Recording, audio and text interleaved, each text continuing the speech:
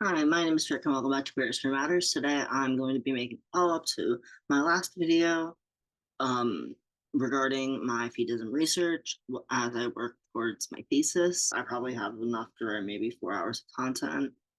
So I'm going to be breaking up into smaller videos just because I can handle in one sitting. And I think it might make more sense to share my process as I go with my research because my research does take a very long time. And rather than just not uploading for months on end, I'd rather you guys see the progress that I'm making. To start off, this is a sex education video.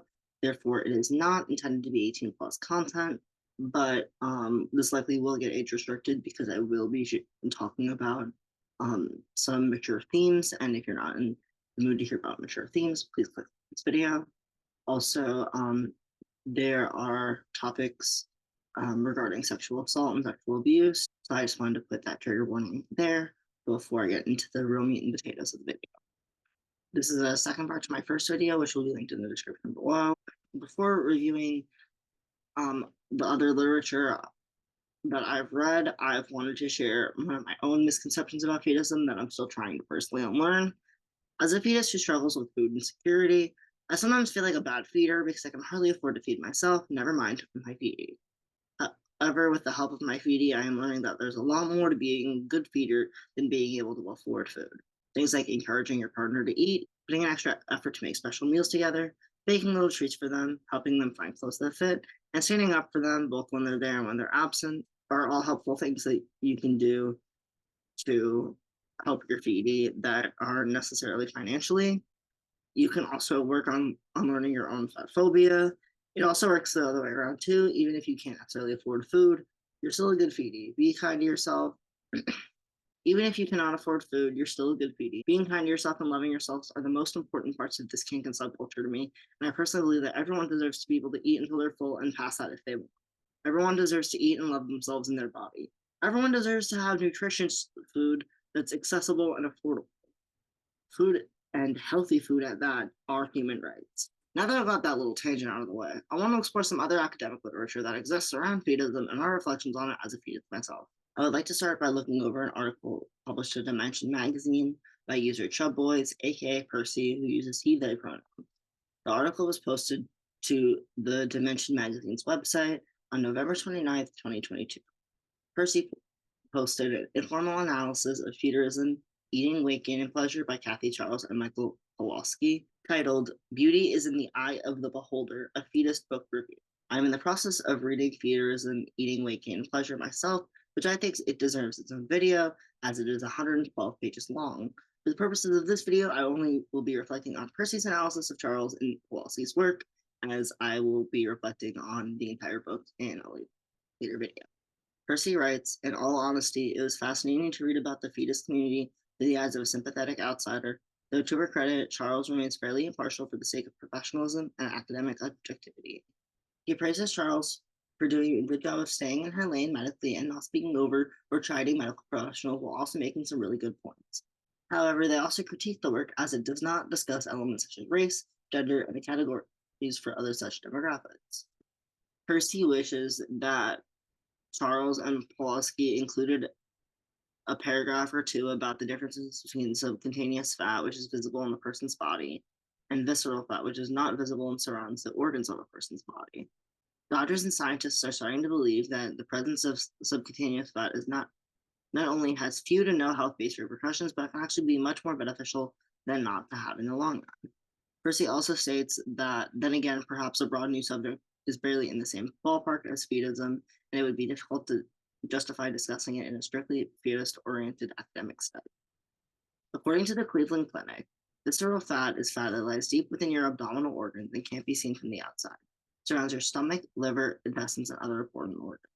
Meanwhile, subcutaneous fat, the kind of fat that you can grab and pinch between your fingers that is found under your skin. Although having too much body fat overall can lead to serious health issues, including heart disease, diabetes, and stroke, subcutaneous fat is good for your body and helps protect it. It is the deepest layer of your skin and collects mainly around your hips, butt, thighs, and belly. It serves many functions such as padding your muscles and bones to protect you from bumps and falls, helping your blood vessels and nerves get from your skin to your muscle, controlling your body temperature, making sure you don't get too warm or too cold, serving as an energy reserve and attaching your dermis, which is the middle layer of your skin, to your muscles and bones with special connective tissue. The Cleveland Clinic states that if you have too much subcutaneous fat, it is often a sign that you have too much visceral fat. Too much visceral fat can lead to serious health issues such as certain cancers, fatty liver diseases, gallbladder diseases, heart disease, high blood pressure, kidney disease, osteoarthritis, sleep apnea, stroke, and type 2 diabetes. So this is the image I wanted to show. It has the different types of fat shown on there, and as you can see, the visceral fat is more inside, and subcutaneous fat is attached to the skin. Charles and Pawlowski explain a possible participant-related limitation which can affect any research focused on sexual behavior, and that is that individuals who are in abusive and controlling relationships may be unable or unwilling to take part in the study. Another participants recruited for this research said that they were in generally coercive situations. Some described circumstances of coercion that they orchestrated for their own pleasure, but none described a situation that could be considered abusive. The conclusion drawn from this is that the reality of feedism does not meet the mainstream portrayal of coercion and domination, but this could also be an artifact of the sample obtained. The authors encourage researchers to continue to be mindful of the potential unheard voices in feedism. And in my own personal experience, I've had 5 feedies over the course of my life, and only one of those situations I would have considered genuinely abusive. Many people I have personally encountered have had bad experiences with an abusive fetus, but that doesn't mean that fetus themselves are inherently abusive. I feel like that especially applies to feeders. I feel like we get a bad rap, but honestly, like, if my partner consents to getting fatter for me, I don't see how that's anyone else's business but me and my partner. Is it important to acknowledge this limitation in Charles and Pawlowski's research? And as those who have been negatively impacted by feedism, while still acknowledging that feedism is not inherently coercive, it is vital to obtain consent of all parties before participating in any kinky act, whether it's sexual or non-sexual. Alicia D. Bestar's 2008 MA thesis at the University of Waterloo, Feederism, an exploratory study into the stigma of erotic weight gain, presents qualitative exploratory research findings based off the experiences and understandings of 30 respondents in an attempt to examine how those who are interested in feedism might be stigmatized and how they might cope with having the stigma. The author states that to the best of their knowledge, this research represents the first systematic attempt to conduct an empirical investigation of this phenomenon. The research questions involved in the study strives to share how feedism is understood and practiced by those who are interested in it. Bestard tackles several common misconceptions about feedism. In their abstract, Bestard states, sometimes feedism is practiced within relationships, and sometimes it is practiced alone. It's completely okay to want to practice feedism with a partner or partners, or by yourself, or the mix of the two. Additionally, respondents emphasize the importance of that fantasy plays within feederism in Bestard's thesis. Just because a fetus likes something in fantasy does not necessarily that means that it makes it to the bedroom. Another feedism misconception that Bestard tackles in their thesis has to do with the amount of weight one wants to gain. Not all feedies want to gain weight, and not all gainers want to be extremely obese. Feedies can be aroused by thoughts and actions surrounding weight gain and may not want to gain weight. They only want to gain a few pounds, and others want to gain extreme amounts. You can even be a feedie who wants to lose weight. It does not make you a bad feedie. No matter what kind of feedie you are valid in your experiences, and I'm glad you're in the community, and I'm glad you're here. Personally, I think that all sex is good sex as long as it's consensual. You can and should do whatever you want as long as you're having fun and not hurting anyone. One of the primary limitations I found with Bestard's thesis is that their focus is only on feedism within the heterosexual context.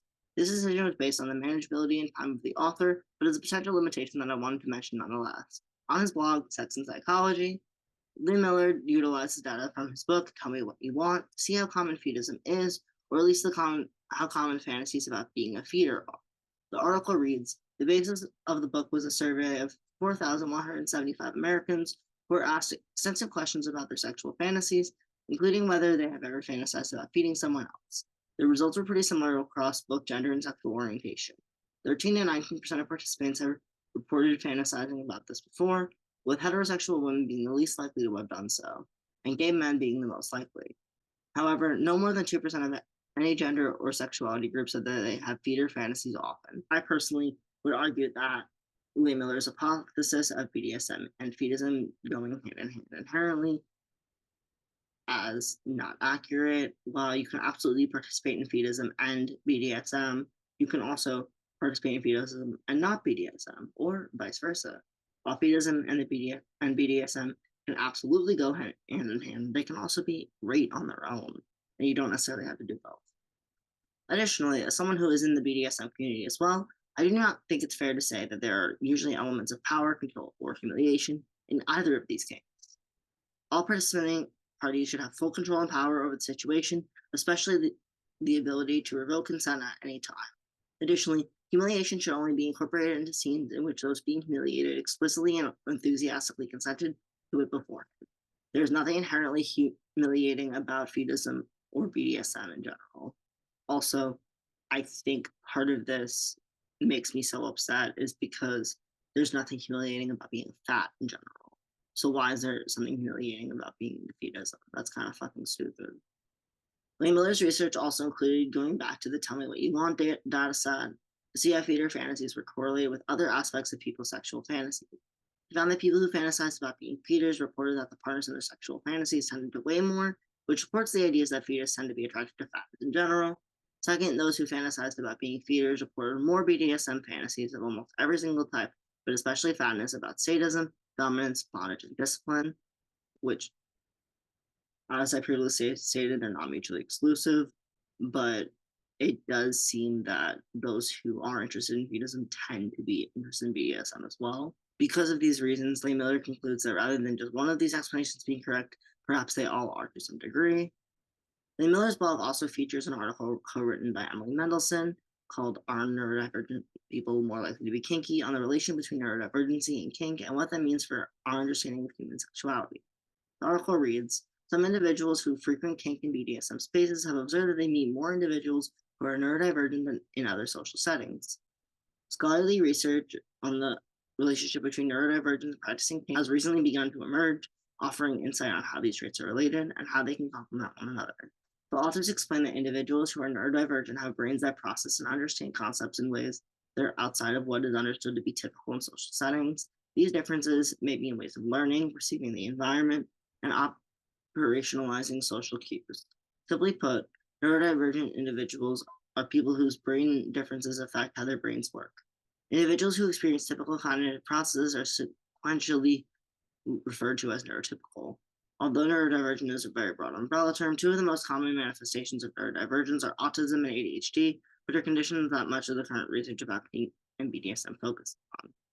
There is no proven one-to-one correlation between neurodivergent and participation in kink and BDSM.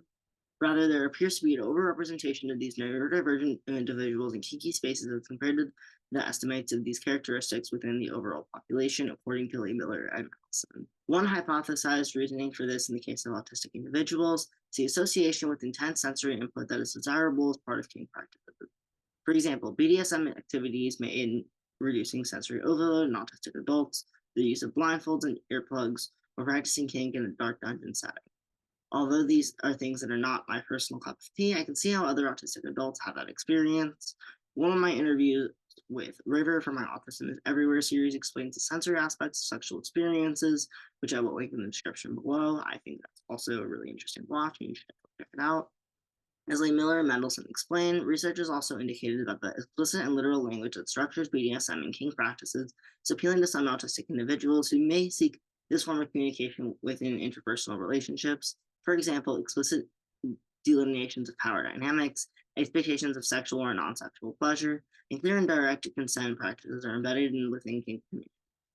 This approach to sexual activity may be sought out by neurodivergent individuals. This is something I can agree with completely, and I definitely relate to myself.